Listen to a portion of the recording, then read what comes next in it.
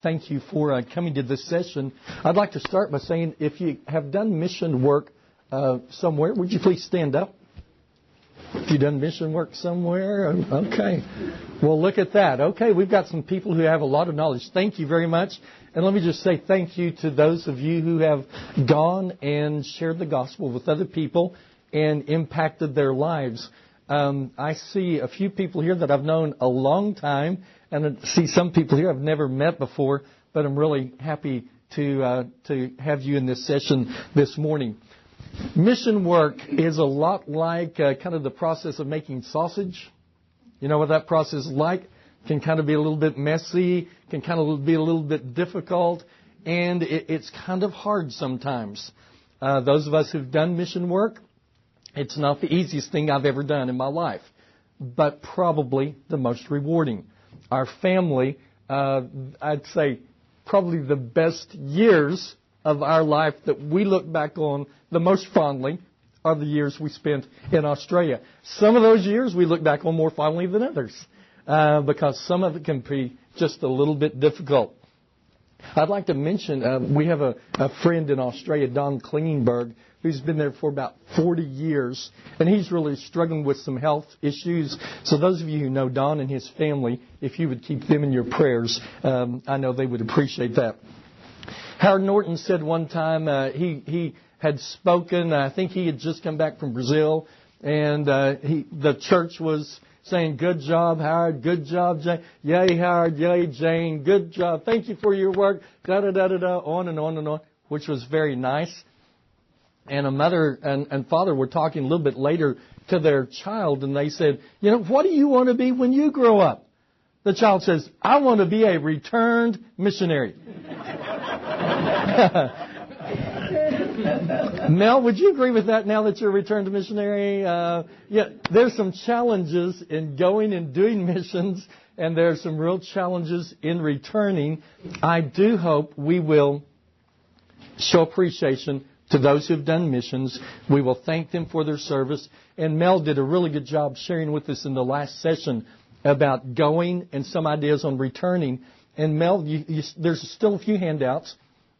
If anybody would like some more about that, I'd encourage you to get one of those as well. Let's just look at our sheet here, and I'm going to. I tend to veer off of what I have prepared from time to time. So if I leave, I will tell you at some point, like I do my classes at Oklahoma Christian. Okay, I've returned to the sheet now, and so you can know what I'm doing. Let me just say real quickly, I didn't have this in here, but my wife Nancy and I are just really thankful that we're able to work at Oklahoma Christian right now. We've been there since about 2002, the church at 29th and Yale, and we have a few people from 29th and Yale here. They supported Nancy and I and our family. Let's see, guys, remember that. They supported Nancy and I and our family. Our kids were really missionaries. You know, so if you're supporting missionaries, those kids come back. They're in the thick of it with their parents, and they are in the middle of it. And so be sure and acknowledge the children as well. And the wife, Nancy, probably had as many, if not more, Bible studies with non-Christians than I did. And occasionally we'd go to some places like, "It's really nice to have Brother Hartman here with us." Brother Hartman, well, my wife was working probably harder than I was. It would really be nice to say, and again, I'm not trying to get mad at anybody. I'm not. But just acknowledge Kent and Nancy and their children. I could go on about that for a little bit. That I probably need to, but I won't. But you know, we really need to kind of think about and acknowledge those. Nancy and I, after 29th and Yale supported us for many years, we came back to the States and worked at 29th and Yale for a year and a half. Lynn McMillan had asked us to come back to Oklahoma Christian, and he said, "We really want to push missions a bit more. Would you and Nancy come back and help us do that?" So we moved there in 2002, and we work with the HIM program, which stands for Helpers in Missions. It's for guys and for girls. HIM just stands for Helpers in Missions, and I have some information about it at the bottom of the sheet, but it's a good program that we get to be involved in. And then, as was mentioned, we work with TCKs. And we used to call those kids who their parents had done mission work MKs, missionary kids. But someone kind of termed the phrase TCKs, third culture kids. And Mel mentioned it in his talk this morning. But my wife and I are American. When we moved to Australia, our oldest daughter, Heidi, was 3.5. Our second daughter, Haley, was 15 months old. Our son, Heath, was born in Australia. How American are those kids when they come back? How American are those kids when they come back and have been to school every day of their life with teachers saying, "G'day, how you going, love?" All that sort of stuff. And they're talking about cricket. They're talking about, you know what cricket is? It's a sport. Not a little, yeah, okay. No, I was kidding. I knew you that. But they've watched cricket. They've played cricket. And who's the second most important man in Australia? The captain of the cricket team is what they say. And you don't even know who he is. Anyway, but they played rugby league. My son played. Who knows how you play rugby league in this room? Maybe 2 people. Yeah, well, a few people. Rugby league is different than rugby. I'll just warn you about that. But anyway, you know what I'm saying? It's just all different. They come back and the way they treat things whenever they date. Kids go out with each other for a long period of time, and they kind of become friends, and they go out with their other friends. And you are a real player if after just a short period of time of knowing someone, you ask them out. You don't do it that way. Well, our kids come back over here. They say hi to a guy. Our daughters do, and he asks them out the next day. They think the guy is a freako guy, And again, it might be normal American, but you see, they're coming from another culture. And so there's some real challenges. So Nancy and I work with these TCKs, third culture kids. We have our American culture.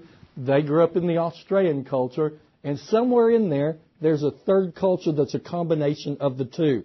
And it may be more Australian than it is American, but it's not all American.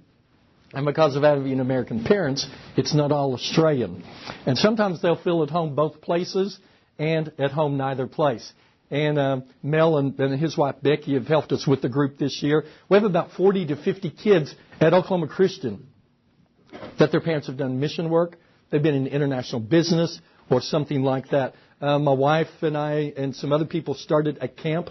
And if you have some missionary kids and they're returning to the States, we have a camp at the end of July and the first week of August. And Oklahoma Christian lets us use their facilities, and they help us out a lot with the cost of the camp. But the kids come back, and we had some kids that just got off of the plane after their parents having lived in another country for 25 years. They were born there. Their parents are bringing them here, sending them to college, and then they're heading back to work in the mission field. That is challenging. So we have the camp to try to help them to adjust some, and mainly to help them meet some other kids who are going through what they're going through. Our TCK group, you know what the kids say to us? They say, "I'm really glad you have this group because I thought I was the only weirdo on campus." Because they feel weird. They feel unusual. And they're trying to figure it out. Our daughter Heidi was very outgoing. She got every award you could possibly get in high school. If it was offered in 7th and 8th grade, she got it in 7th grade. 9th and 10th grade, she got it in 9th grade. She was top of the state in Aboriginal studies, the whole state of New South Wales. She was number 1. She came back here. She had trouble. And everything. How did that happen? Well, she thought she knew America, but she didn't. I don't want to go any more into that, but there's some challenges there. And if you guys have some missionary kids and they come back, we'd be glad to help them. They don't have to come to Oklahoma Christian in order to be part of that group, okay? But we'd be glad to help. Let's do some things we want to be involved in missions. Number one, I started off with kind of a weird thing, but something that I think is important. We need to continue to reach out to our communities. We need strong churches in order to have good missions programs. And let's don't think of missions as it's over there somewhere. And Ivan was just sharing with me something he's trying to get some churches to do.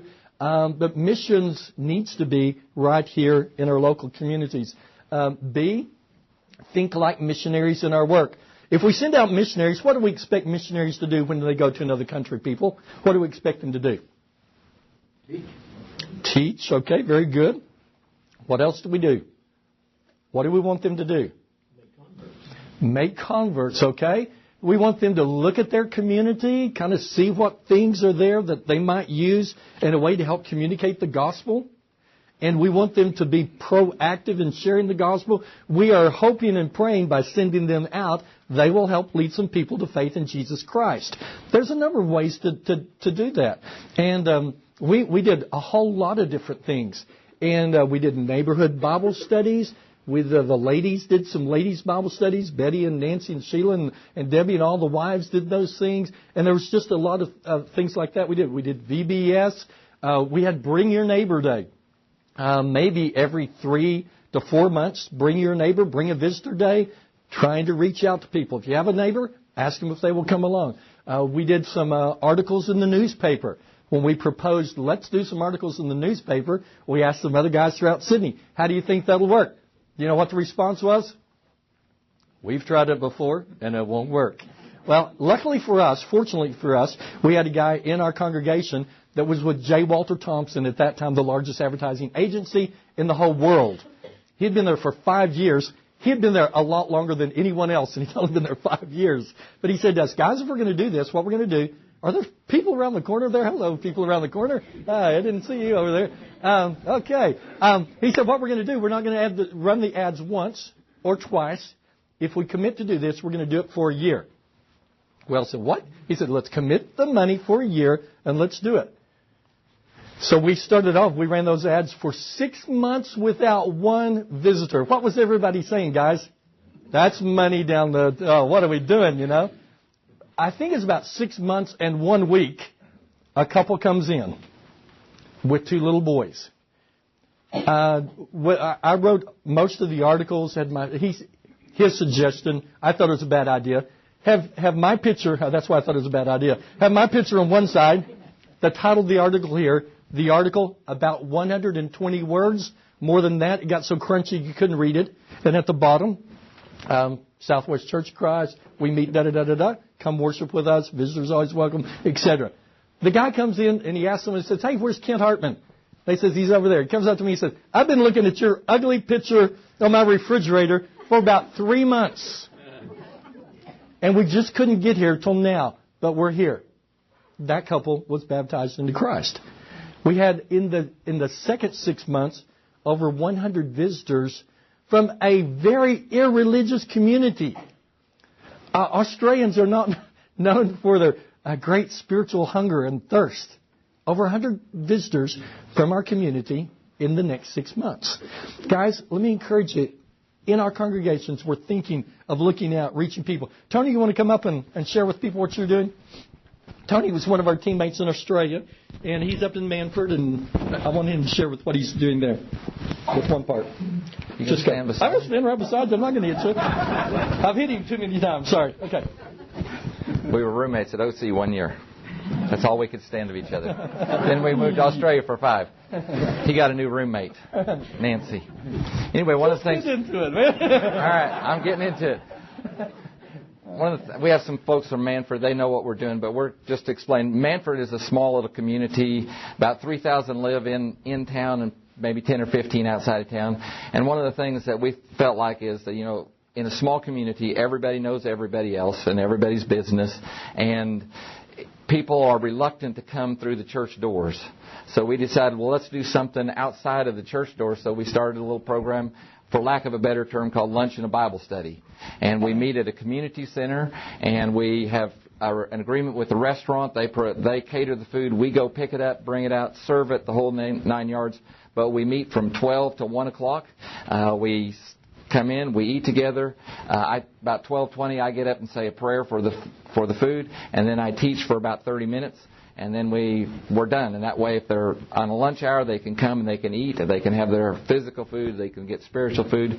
We've had topics. I started out with how we got the Bible, proper principles for Bible study, did a study through Colossians.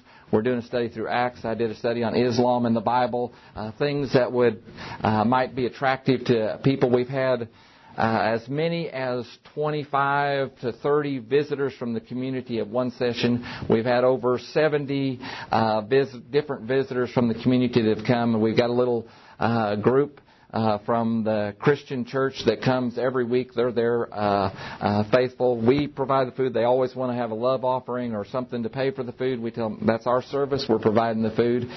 When Brad Harrod came last year, we had about 90 people that came to hear him speak about creation. So we opened a lot of doors to the community. We had one baptism, and we're hoping for a few more. We've only been, and each session is about 6 to 8 weeks, and then we'll break for 2 or 3 months, and then we'll go for another 6 to 8 weeks, and we do it either 2 or 3 times during the year. And that's kind of it in a nutshell. Good. Great. Thank you, Tony. Guys, that's one congregation looking and saying, what can we do in our community? And that's all we kind of need to do is think about it. Charlie, would you come and share? Charlie also was on our mission team, and Charlie's going to share with something they're doing, probably no one else can do, but it's an idea they're working with. We have about 40 to 50 people every Tuesday night that come to our church building to study the Bible from the community. And the way we do that is we teach biblical Greek and Hebrew classes. And we have a sign out by the road, electronic sign. We just put a message out on the sign, learn New Testament Greek, learn to read biblical Hebrew. And we have people call just almost beside themselves because they have always wanted to learn biblical Greek or Hebrew, because they're very serious Bible students. They want to know about God. And so on Tuesday night, we have a beginning Greek class. I have 28 in there as of January. And then we have a biblical Hebrew, beginning Hebrew class with about 18. And then I have an intermediate Greek class with about 15. And so every Tuesday night, these people come, and we just alternate those classes. And they come and we read the Bible together from the original language. So it's not something everyone could do, but it's working very well for us, and it's a way to connect with people in the community. Great, Charlie. Thank you so much. Guys, again, I couldn't teach the Greek course, okay? I couldn't teach the Hebrew course. What Charlie's done is looked and said, how has God gifted me and equipped me, and I'm going to use that. Tony and them have said, okay, we've got an opportunity, and people may not be interested at first, but let's start it, let's go with it, let's see where it leads. What are they thinking about? Looking outside and having some outreach to their community. And I know a lot of you are doing things like that. Okay, I'm not trying to say no one else is doing that. I know where my brother Dale preaches, they do a clothing thing, and they do other things to reach out to the community. All of us do certain things, but I just, in doing missions, let's think about where we are, what we can do. Do we have some unique things we can offer this community that God has equipped us to use? And again, through His Word, to teach them and reach out to them. See on number 1, wow, I'm going to really taking a long time on this. Sorry about that. Why are we here? I just would like for you guys as a congregation, for your congregation, just to keep asking yourself the question, why are we here? What are we doing here? Are we here as a people designed to get together and worship, to fellowship, to reach out to others? Why are we here? After our teammates had all left in Australia, one thing I did was I wrote a card for myself. And I put on my desk, once all of our teammates were gone, and I put that on my desk. Why am I here? To keep reminding myself of what I felt like God wanted me to do. And think about specifically, because you may not have noticed, I can get a little sidetracked. I didn't want to do that in the work. I'd like to encourage you guys to ask that question. And D, why did Jesus come? Luke 19:10, what does that say? To seek and save the lost. Matthew 20, verse 28, Jesus came not to be served, but to serve, and to give His life a ransom for many. So Jesus came to serve, and He did that in a number of ways. John 6:38, He came to do the will of His Father in heaven. And 1 Timothy 1:15, Christ Jesus did what? Came into the world to save sinners. Then Paul said, and I'm the chief of sinners. let's remember why Jesus came and have that kind of helping guide us in our churches and in our own lives. Jesus came to reach other people. Number 2, we need to continue to teach all nations. There are a number of people that would try to downplay the importance of doing missions, maybe because it's too difficult, maybe because they haven't had good success in the past. And I just would like to encourage you to say, go and make disciples of all nations. Matthew chapter 28, verse 18 through 20 is still true. Amen. I was sitting on a forum a few years ago, and someone in the audience asked a question, do you think Matthew 28, verse 18 through 20 still applies today? The other man on the forum with me said, I'm not really sure if we can use that passage to justify going out and teaching other, I had to really contain myself in my answer because I wanted to scream and yell something in the microphone like, that's the most ridiculous anyway, but I didn't. Jesus still wants us to go make disciples of all nations, and that's not going to change. When He left, those last words before He left, important words, last words are important words. And He said, guys, this is what I want you to do.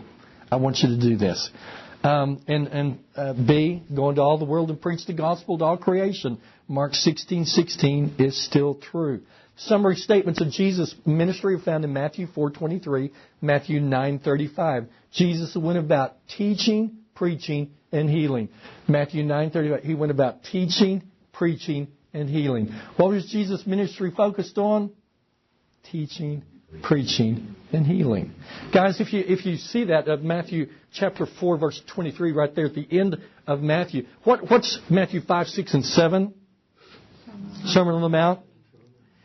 Teaching, preaching. What's chapters 8 and 9 in Matthew? Half of the miracles in the Gospel of Matthew are in chapters 8 and 9. Summary statements. Jesus went about preaching, teaching, and healing. Guys, Paul said that he wanted to imitate Christ, and he called us to be imitators of Christ. That might be something that would be important to us. C, God wants us to be involved in the ministry of reconciliation. That passage, 2 Corinthians chapter 5, I wish I just had an hour to preach on that passage, but Paul again really talks about the ministry of reconciliation, that God through Christ was doing what? Reconciling the world to Himself. I do a little sermon sometimes. If any of you preachers want to use this, no one's ever used one of my sermons before, but if you'd like to use this, in Matthew chapter 5, verse about 17 through 19, Paul says God has given us the ministry, and then he later says He's given us the message of reconciliation. I hand out little packages of M&Ms to everyone. The ministry and the message of reconciliation. M&M. Ministry without ministry, the gospel sometimes can sound a little bit harsh to some people. Ministry alone without the gospel, we fail there as well. Ministry and message, and God is reconciling the world to Himself. Guys, in our local churches, we need to do that, and with our missions, we need to do that. D, all nations includes the less receptive people of the world as well.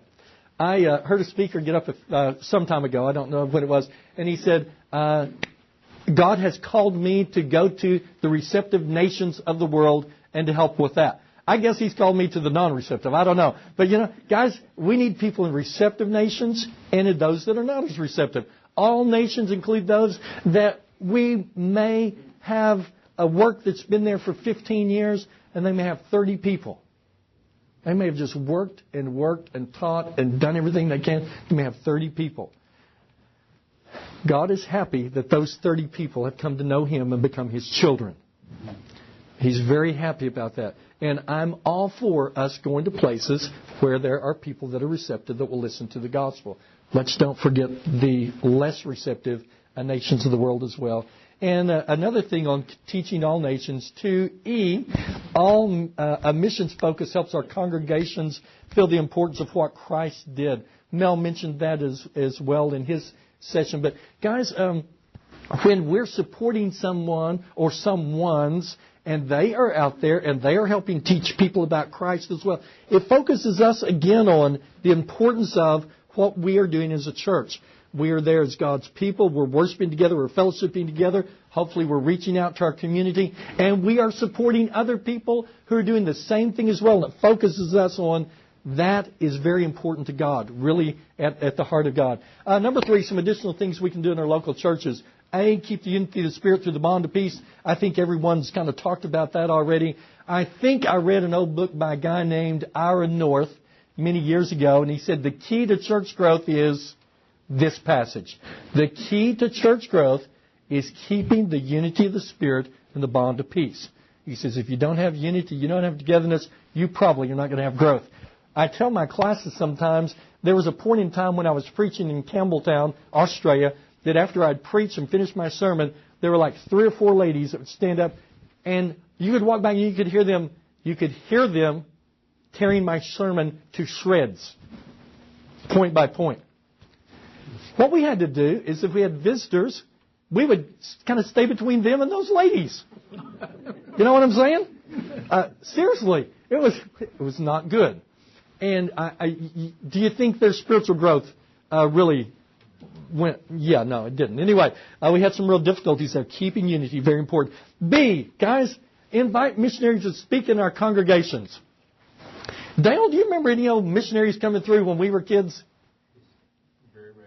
Very regularly. We had Phyllis and Lynn Huff. We're part of a mission team in Brazil. I grew up. Dale, when did you want to be a preacher? 2nd grade or something? Or 3rd grade? Here's my brother right now. I want to be a preacher. I want to be a preacher. I want to be a preacher. I thought, what in the world? What's wrong with that guy? You know? And I was young. I was and I am younger than Dale. And he'd run around saying he wanted to be a preacher, and I thought, I just want to be a farmer, you know. And so I'd sit there and I'd listen to those guys, you know. I'd be nodding off sometimes, but you'd hear Africa, and then we'd have someone come through from Africa. And then occasionally the Huffs would come back from Brazil. But we'd hear some of these guys, and we'd listen to them. That was really impacting me, although I didn't know it. But what was it doing as well? Keeping it in front of our congregation, what we were involved in. A few years ago, Frank Cunningham, who preaches in Campbelltown, Australia, who kind of, after we all left, he started preaching there. He came through, and I asked some people somewhere, I will say, if Frank could speak to the congregation. The comment was made, do you think he can hold our audience? I said, well, it really doesn't matter to me if he can or not. He's doing what we want people to do right now. But let me just tell you part of his story. When he was born, he never knew his father. When he was 5, his mother said, Frankie, pack your suitcase. We're going to go on a little vacation. Frank packs his suitcase, and she takes him and drops him at an orphanage with the nuns and leaves him. Could that story hold people's attention a little bit? And Frank said, from that point, at 5 years old, I said, there must not be a God.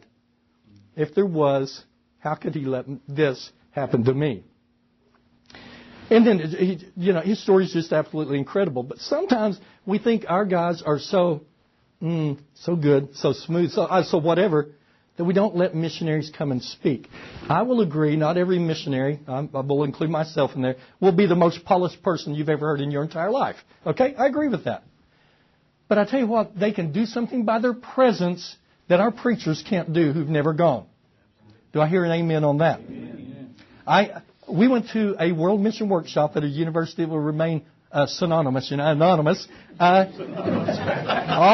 All the speakers that got up to speak, none of them had ever done mission work. They were the circuit preachers that everybody, Our students came up to me after a little while and they said, what in the world? I didn't come to hear Mr. Smooth. I wanted to hear some missionaries speak. Guys, if we want missions to continue, I think we need to let missionaries come and speak. Right. And I don't think we need to get on up here with me, brother. Come on, brother. Yeah, there's an old fella. He knows what I'm talking about, don't you? He stayed my house. Yeah, in Australia, 150 years ago. Dale was there too. Okay, I'm sorry about that. Yeah, we had it. Oh, okay, where was that? But we need to let guys speak. We really do. And I think we need to, you might have an old fellow in, like me, that's real old and ancient and all that sort of thing, and say something like this. Don't ask for money.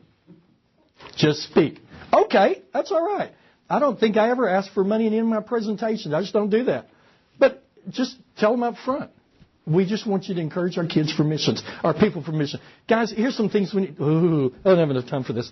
Here's some things we need to do too. We need to have someone come in and say, who's going to let their children go and do missions? Mm-hmm. Let me say that again. Who's going to let their children go and do missions? My mother never, in the 17 years we were in Australia, was happy about us being there.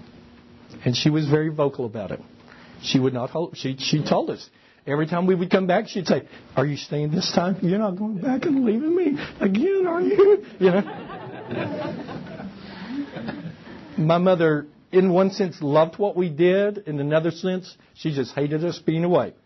They owned Sheila, 3 grandkids of my parents. Nancy and I, 3 grandkids. There were 12 grandkids. Half of them were in Australia for many years.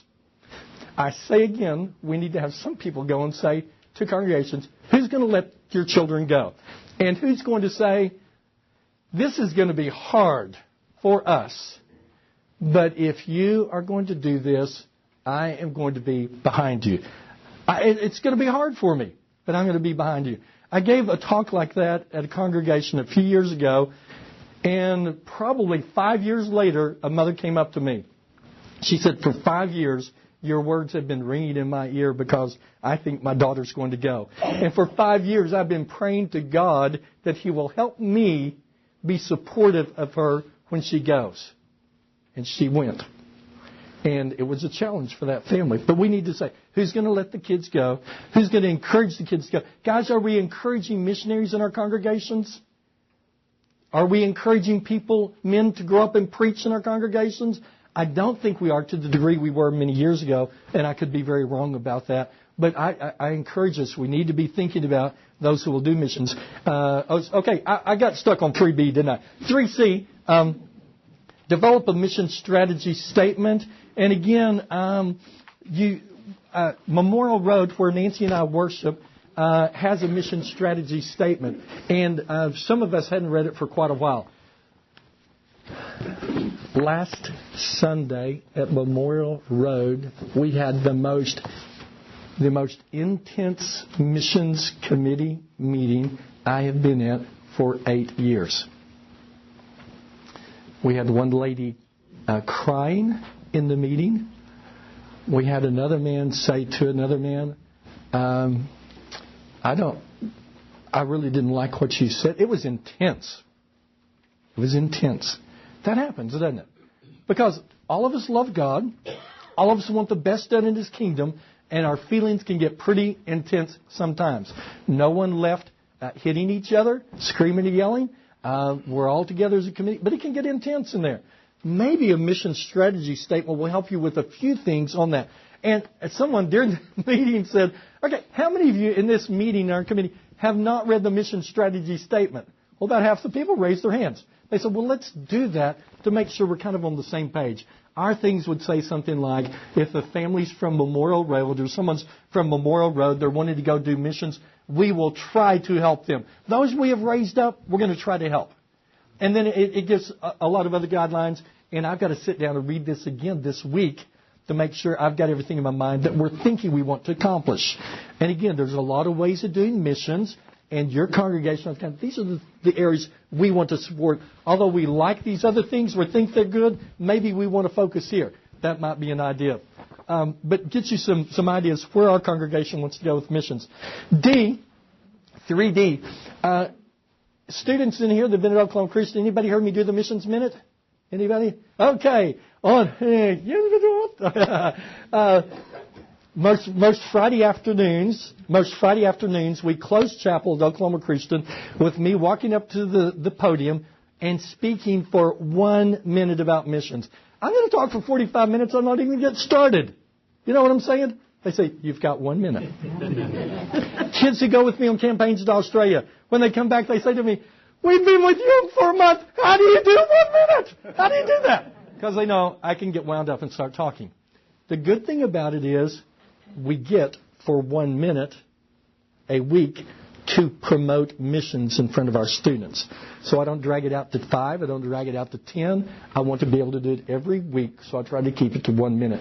You might try a missions minute, a missions blurb, a missions something in your congregation, where you would get up and say, we are supporting so-and-so and so-and-so. I think all of us know that. They are working in such and such. This is something they just sent in their latest newsletter. We have done this and this and this.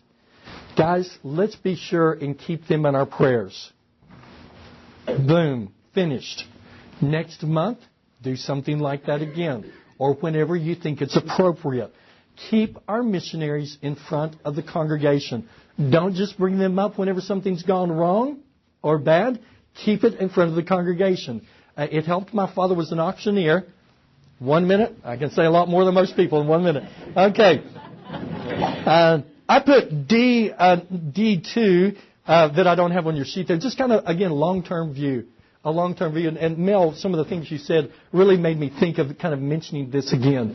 And Mel, the congregation in Brazil that you worked with, how many years has it been before they've appointed elders now? They started in 86, and they're going to appoint next month. Started in 1986, and they're appointing elders next month. If I had a calculator, I could figure that out. But that's a while, isn't it? And some people have had a long-term view and just kept supporting when things didn't go as quick as they would want, maybe, but they just kept supporting. We've got to have a long-term view of missions. Australia, it takes a while, doesn't it? Send someone to Scotland or England. It's going to take a while. And at 29th and Yale faithfully supported us for 17 and a half years. Everything wasn't great. A lot of things were. A lot of people were brought to Christ. But there's struggles along the way, ups and downs. Within the congregation, 29th and Yale, as well as within our... We got some bulletins one time in a few months in a row, and had about 20 young married couples left in a short period of time. We're sitting there in Australia thinking, what in the world is going to happen to us and our support? They just kept supporting us. They worked through it some way and kept supporting us. We deeply appreciate it. Dale was supported by Eastside and Midwest City for 11 years in Australia. Come back, and now he's worked with them for, 30-some years, Dale? 33. Charlie, how long were you supported with Britton Road? For 9 years. Came back. Charlie's still working at Britton Road. Tony and Betty, supported by a variety of people, but they helped them. Guys, long term, we got to be thinking it's pretty hard. And then another thing Mel mentioned, I just want to mention this. I should have it on my sheet. It's when your missionaries come back, let them talk about what they've been doing. A thing you'll hear missionaries say, 5. I have 5 more points I need to make. 5 minutes. Oh. Man, he's mean, isn't he? Oh. A lot of missionaries will say, when I said about the third sentence, I could see their eyes glaze over. Guys, when your missionaries come back, they really need to talk. They really want to talk. If they're moving back, you talk about something that is hard. Most of us have felt, not that God spoke in my ear ever and said, Kent, you must go to Australia. Yeah, I never heard that. But I just felt through a variety of ways God wanted me to go. I felt really moved to go do that mission. When I came back because my parents were getting older, because our kids were going to Oklahoma Christian.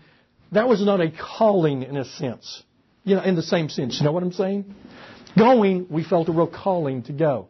Some people come back because of tragedy, because of difficulties, because of any number of things. They will need you to listen to their stories, and they may need you to listen to their stories for quite a while. My kids, their stories were about Australia. That's what they knew. And they needed someone to sit and just listen to them. And even though they didn't understand part of their lingo or stuff, they needed someone to listen. And guys, we really need to do that. Stay up to date with your current works. Have you visited your missionaries? Real quickly, the Red Suitcase. Marge and Lowell Johnston, members at 29th and Yale for many years, they came to see us many years ago. And they brought with them the Red Suitcase. The Red Suitcase is one of those old suitcases that when it was together, it was about that big, but it had some little latches at the bottom, and it expanded out to about that big. They had it full of Fritos, kids' videos. We had told them some things we wanted. I love Oreos. Remind me of my grandparents going and get a handful of Oreos in the morning, in the afternoon, brought us Oreos. But you think about good things, that just made us feel loved. There was a quilt the ladies at 29th of Yale did. All the little babies in the congregation, they stitched around their handprint, and that was at the edge of the quilt. That made us feel loved and appreciated. Guys, think of things you can do like that. I'll just go down to G. If you're not as involved as you'd like to be, maybe you feel like I can't do something full-time, partner with another congregation to support a missionary family, a couple, or single missionary. Sometimes we don't have the funds to do it all on our own, but we can partner with someone. Then I just put down there below the Helpers and Missions program Nancy and I work with. These are college students. They've graduated from university. They go and work in missions somewhere for 2 years. A lot of those workers then become full-time workers and stay on. But if you say, I don't have enough in my budget to do a family or something, maybe you could partner and help with one of our hymn workers or someone else. But do something to help spread the gospel of Jesus Christ in your community and throughout the world. I don't know when the last time is I have heard this song sung, but it goes something like this, and no, I'm not going to sing it. Of one the Lord has made the race, through one has come the fall, where sin has gone, what? Must go His grace, the gospel is for all. You know who wrote that song? J.M. McCaleb, who had been in Japan for many years. He came back and people said, why are you going to all those people over there? We have lost people right here in America. What are you doing? And the third verse says, say not the heathen are at home. Beyond we have no call. Where sin has gone must go His grace. The gospel is for all. The blessed gospel is for all. The gospel is for all. Where sin has gone must go His grace. The gospel is for all. Guys, it's difficult sometimes with missions, but we can do it with the Lord's help. There's plenty of people you can talk to that have done missions, be more than willing to help, and I just want to encourage all of us to be involved in whatever way we can, okay?